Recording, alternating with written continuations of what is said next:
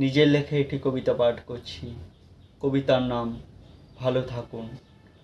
ভালো থাকুন নিজের কাছে, নিজের মতো করে। নিজের জন্য বাঁচতে শিখুন সুস্থ থাকতে থাকতে। নিজের জীবন নিজেকেই গুছিয়ে নিতে হয়, নিজের তুলনা কারোর সাথে নয়।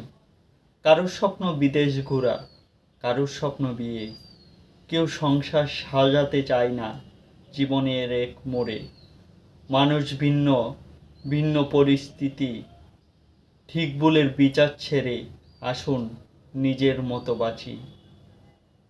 কে চিকন কে মোটা কে বা খাটো, সৃষ্টিকর্তার শ্রেষ্ঠ জীব সবাই মানুষ তো।